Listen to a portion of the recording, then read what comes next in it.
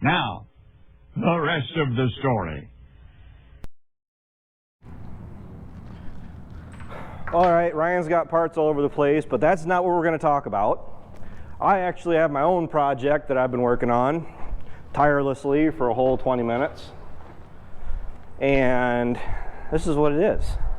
I got the 76 out, and we pulled like everything else out of the machine shed just so we could get to the easy trail wagon. And we're going to be making another Haloview video.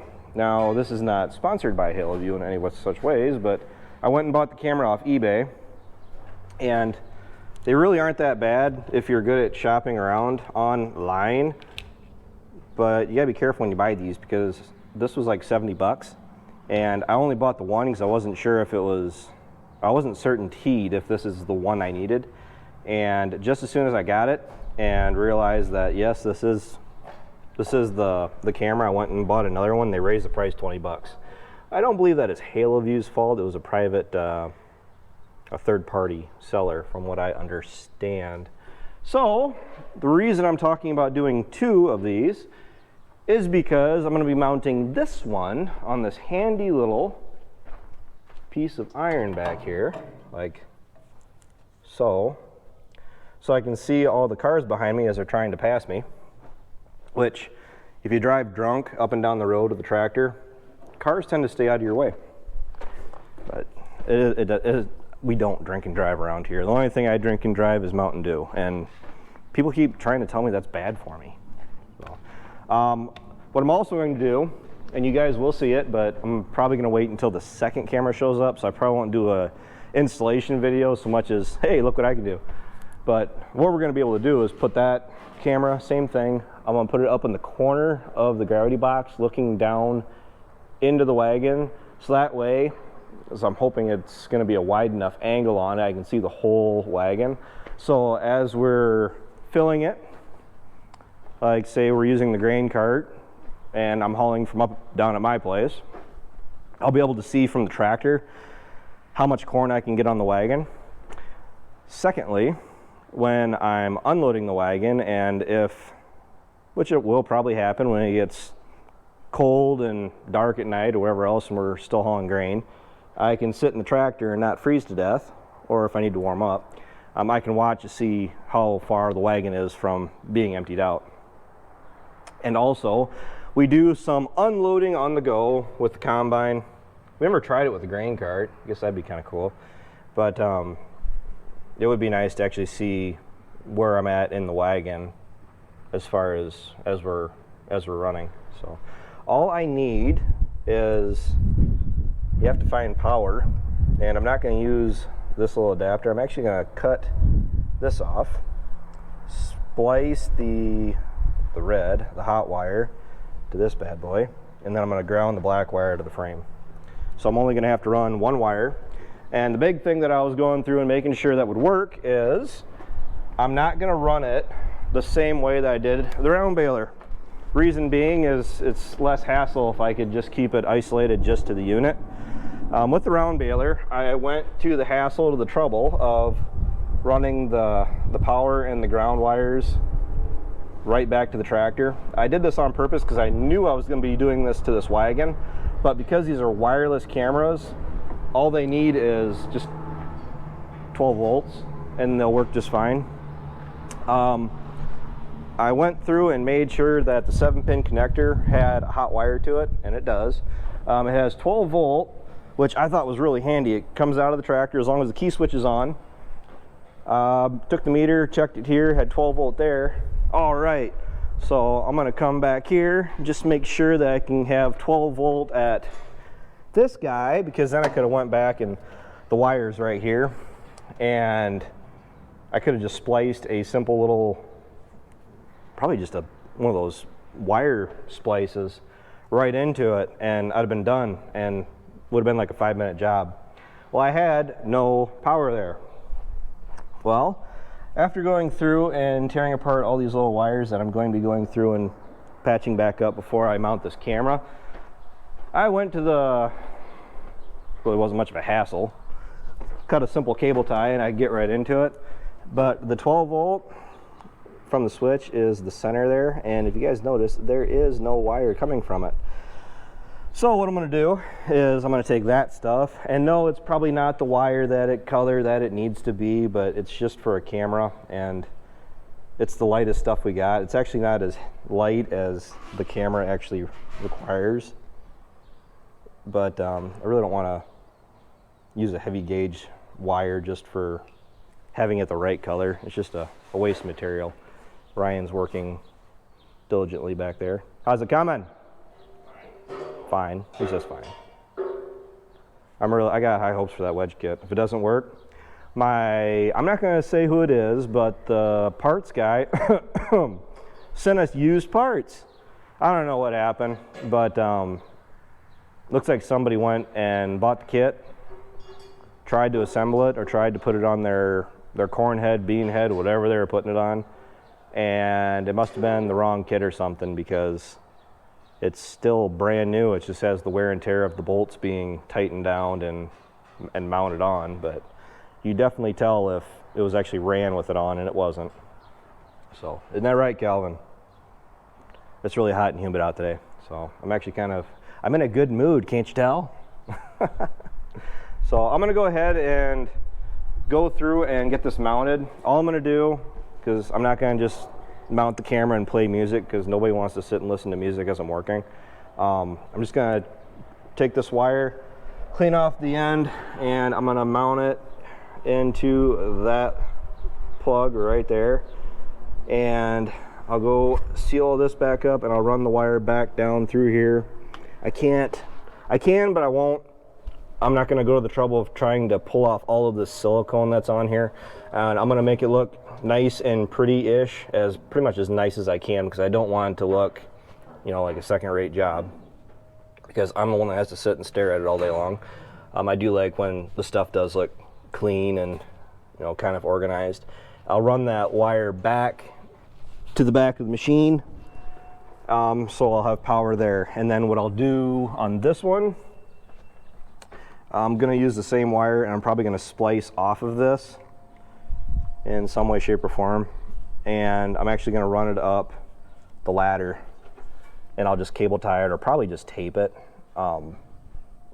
every 12 inches or so up to the top, and then I'll cut it across to the camera. So I've been thinking about doing this for the last year or so, and it works really nice in the round baler. I was worried about it being a wireless camera, you know, as far as it lagging or anything else like that, and you guys are probably looking at my nose, but it works really, really well on the baler, especially for how much dust and dirt and water from the few times that I have washed the baler off with it on. It works great. I'm actually going to be looking at getting another one of these yet. Probably going to shop around and see if I can't find another $70 one, because I mean, for how simple they are, this was it. This is all it was in the box that they sent me. If I can find it $70 once, I can find it for $70 again, and mount it up underneath the front pickup and look across the front of the baler, so I could see and make sure that the net wrap is wrapped across the whole bale. So with that, I'll get you guys caught back up once this is all mounted on. All right, now the saga has come to an end. The camera, I actually ended up mounting it up above here. I gotta tighten it yet. All I gotta do is go through and tighten these 4 set screws. The fact that it's wireless, I don't know if anybody's gonna notice this or address that question, as far as there being a barrier there between the antenna of the camera and the tractor. It does say in the instruction manual that if you put it on the back end of a semi, so if I went and put it on the back end of the trailer on Big Red, it says that the antenna actually has to be within view of the forward antenna, or it can't be down behind the trailer. But there's also a lot further distance from the back end of a semi compared to the back end of this wagon. So I already tried it. I'll show you guys that it does work. This is all I did to mount it. I just did 2 self-tapping screws up top. Works just fine. I'm gonna have Ryan actually move the camera for me as I'm looking in the cab to see where I want it to be, but this one is pretty straightforward. I just want to be able to see out the back, so if any cars are coming up behind me, or if there's any cars behind me in general that I need to be aware of when I go to pull into the driveway, because I do have to cut across the oncoming lane of traffic, so knowing that there isn't a car that's about to pass me is kind of a big deal. So the wiring is pretty straightforward. All I did, oh, I know, and the lights are kind of terrible in here. I actually cut off the cable coming from the camera. All it is a red and black wire. So I grounded the black wire right here to the frame, right at the end of my finger. And then I ran 12 volt from that 7-pin plug-in I was showing you before through this white wire, and I soldered and wrapped everything, and then I heat shrank it, so it's definitely protected from moisture.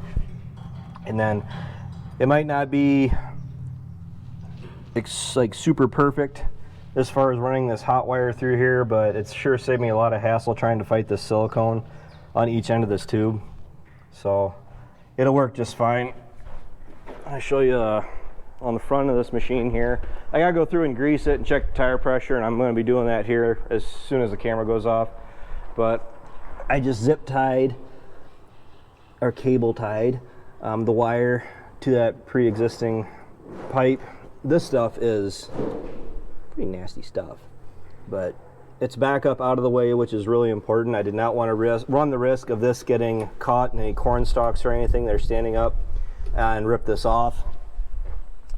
And I kind of prefer doing it this way. Maybe I need to go through and change out the round baler. So it just comes off the 7-pin on the 76. A lot simpler than messing around with those two wires up there, and actually would help kind of clean up some of the clutter I got going on in front of the cab. That is a plus side to these wireless cameras like this, because as long as you can provide 12 volt on the machine, as opposed to a wired camera, where if I had 3 or 4, I think I can have up to 4 cameras on this, that would be 4 individual wires I would have to wire all the way up into the cab and make the individual connections. I am surprised this wireless setup is actually winning me over, because the 7-pin is providing power by the switch. So as long as the switch is on in the tractor, I'll have the display on, and that's what I need in the tractor anyway. I need to actually have the key on to even turn the display on. So it works together that way. And this wire can be cleaned up. I actually would like to have it tied down, but I'm leaving it until I get my second camera, because I'm going to be tapping in either onto this one, or I will go through and I'll just attach a second wire into this pin connector on the back end, and then run the secondary wire up along the ladder and then up to where I want it. So it's all comes down to safety in the end. The camera that's going to go into the wagon so I can see what the grain is at isn't so much of a safety thing as a convenience thing, but being able to see straight out behind the wagon going down the road is huge, plus backing into the sheds and that. So I'm going to turn the key on. Don't even have to turn the machine on, and literally just that quick I got the camera out the back end of the machine. I'm pretty sure, I have not tried it yet because I've never had 2 cameras set up at the same time on this display, this setup. But I am going to try to do a split screen, which right there, I can do a split screen, and I'll have to mess with it a little bit to get the cameras that I want, because I got camera 1 and camera 3. But it would be nice if I could actually have both my cameras up on this screen and see behind me and then see what's in the wagon, so I'm not constantly adjusting my camera or the display to see behind me. But it works great. You can see clear back to the corn head, all the way back to the bean head. Plenty enough of a wide angle. So I'm probably going to tighten that down right there and call it good. Get done working on this wagon, and we got to get everything put back in the shed tonight, because they're calling for more flash flooding. So just what we need. So Thanks for tuning in. Thanks for watching. Hope you guys are learning as you go. Because I'm not gonna lie, I'm not the best of teachers, but I think just joining along with the experience is good enough, right? So until tomorrow night, take care, take it easy, keep in touch. Talk to you guys later.